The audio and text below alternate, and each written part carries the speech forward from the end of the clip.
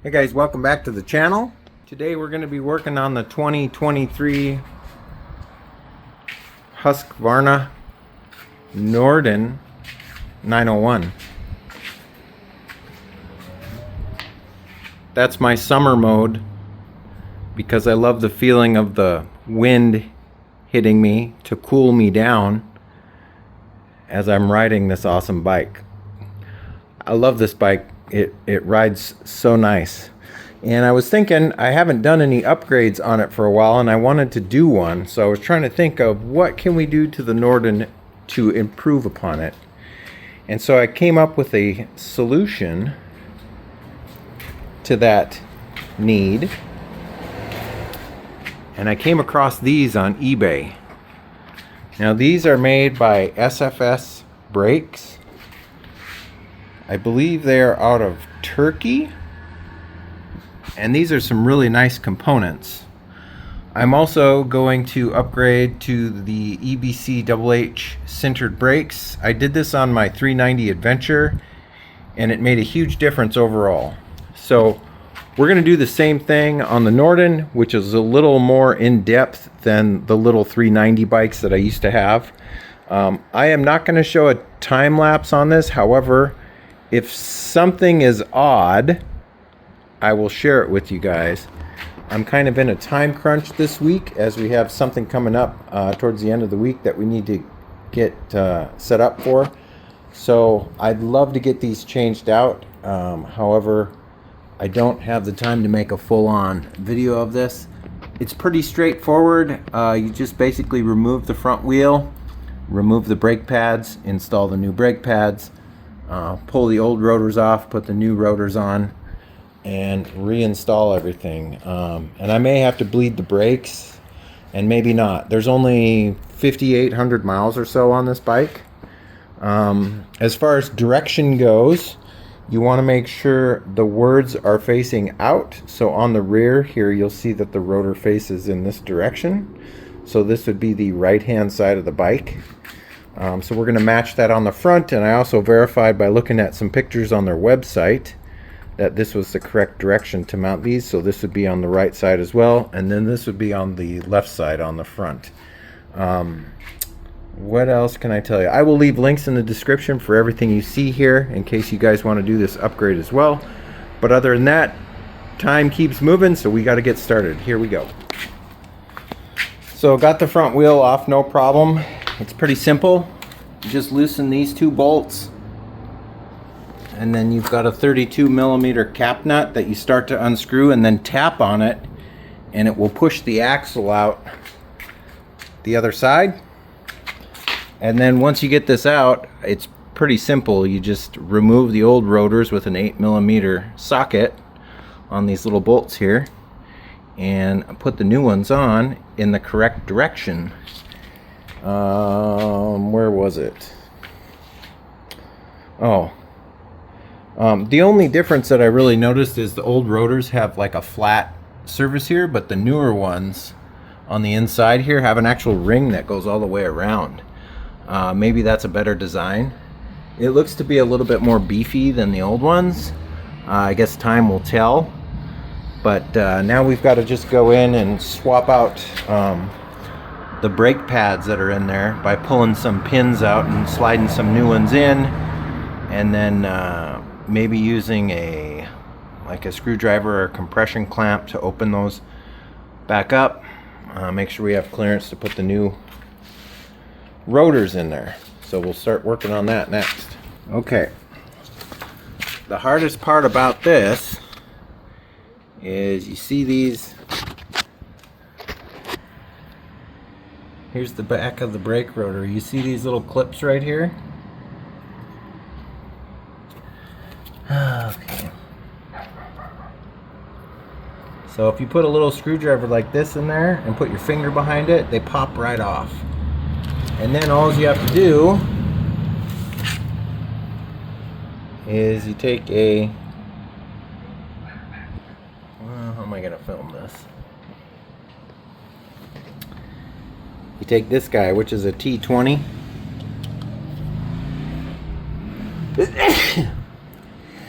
Yep, get the sneezes and everything on this channel. They fit right into these and unscrew. And then these spring clips. Those spring clips will come out and the brake pads will just slide out frontwards or backwards. And then you just put the new ones in there and then reverse the assembly. Slide everything back together, push these little spring clips in here, and then put the little lock pins on the back, or the circlips. The original brake pads, everybody says that the original brake pads are EBC. These are J1 JL brakes or something like that. I have no clue what these are. I am not super familiar with all motorcycle parts, but maybe in the comments section somebody can say, you know, what are these JL brake pads, because I don't know what they are. But now I'm at the point where I've got to slide the wheel assembly back in, put a little lubrication on the axle tube, and then make sure the ABS ring is on the left side of the bike as you were sitting on it. It's on this side of the bike, so pointing towards you guys. Here we go. So to get the rear wheel off, this is a 10, this is a 13. Loosen this up, move the whole thing back. This is a 32 millimeter nut. Pull the nut off using a big torque wrench like that, and then rotate the wheel backwards as you pull the chain. The chain will come falling off of it, and then you can just pull the whole wheel assembly out.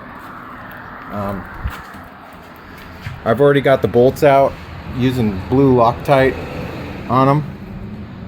Make sure when you take these tiny little bolts out, you put some sort of Loctite on them, not red, because then the heads will snap off when you try to remove them next time. But blue or yellow would work fine. Green would probably work good, but that's going to be really tight. Basically take the rotor off like that.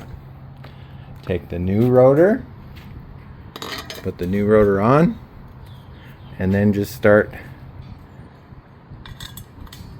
installing the bolts. Get them all finger started, and then you can torque them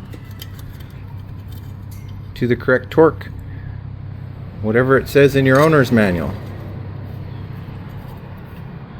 Honestly, don't know what the correct torque is on these, and I could just tell by hand tightening from the way that I loosened them how tight they're supposed to be. The front ones and the rear ones were very similar, so if that tells you anything. Oh, don't forget to put your ABS ring on too. So yeah, once you get your ABS ring on and everything torqued back up, you're going to want to pull your brake pads. These are very simple. There is one of these little clips that goes through a pin that's right here. You pull that clip, and there's a T25 bolt that you just unscrew with your screwdriver, and there is a spring clip in here, so be aware of that you have to use that when you go back in, but there's only one bolt holding these in. Make sure you take your heat soak pad off of the original ones, which is on this one. You can see how it's nice and hot, and you install that on your new brake pad before you reinstall everything. Make sure you got your little clip back on there, like so. Make sure your brake pads are in there and open. Make sure the pistons are pushed back in the caliper, and now you should be able to reinstall your wheel. Okay.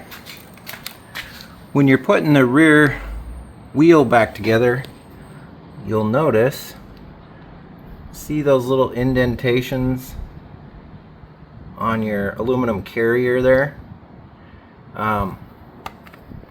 This is really hard to get on film. That kind of looks decent right there. You see those little marks? So what I try to do is I try to adjust the chain tension so that when you push up on the chain up against the swing arm, 1 inch of it, which is 25 millimeters, should have 2 to 5 millimeters drop. So if you push it all the way up against it, the link on the other side should have 2 to 5 millimeters dropping down. So you got one link pushed up against it, 1 inch away you should have 2 to 5 millimeter drop on your chain, which is what I set it to. And then of course, after you get all your brakes reinstalled, you're gonna have to go through and pump the brake pedal and the brake lever. Don't just go out and ride the bike, because you won't have any brakes for a couple pumps, and it's gonna really surprise you if that doesn't happen. So got one more piece to put back on and get the bike off of the Husqvarna tri-stands here. So let's get to that first. All right, got everything back together. The one thing I wanted to cover here at the end of the video with you guys is proper brake bed-in procedure. Now, a lot of you guys will go out and get a bike, and the first thing you're supposed to do, if you read the owner's manual when you take this thing out, is you're supposed to do brake bed-in procedures. So you can take it to like a parking lot, and the way I do it is I will basically apply very light pressure to the brakes to take the coatings off of the surface at first, and then I just do maybe like 5 or 6 long stops. So basically you get up to like 35 miles per hour or more, and then slowly and gradually increase the pressure on the brakes until you basically do a stoppie. And you just do that over and over and over again. By about the 5th or 6th time, your brakes should be properly bedded in. If you don't do that, what will happen is you will get improper or extra brake pad deposits throughout the rotor, and you'll swear that your brake rotors are warped because your brakes will start pulsing. Well, that's not the case that I've ever found on motorcycles, and sometimes you can get away with it on cars as well. You'll get heavy brake pad deposits on certain parts of the rotor. So basically, if you start to feel that pulsing, you can fix it if you go to a parking lot and do emergency stop drills like 10 times. You'll be able to get that smooth brake feeling back. But a lot of times the brake bed-in procedure is not done correctly, and people are very light on the brakes, and that's the wrong way to go about bedding in these brakes. You want to make sure that they have bite and they have mated to the brake pads, and that the mating surfaces are clean and clear of all of the coatings and the debris from the factory. So I will give you guys some feedback on this setup in a future video, but for now I think that's probably going to be it. If you like this video, give me a thumbs up. If you're not subscribed yet, I'd love to have you as a subscriber. Keep in mind, remember, links are always in the description for any parts that I use that are available to you guys. But other than that, I hope you guys are staying safe, taking care of each other, and as always, I will catch you next time. See you later. Bye-bye.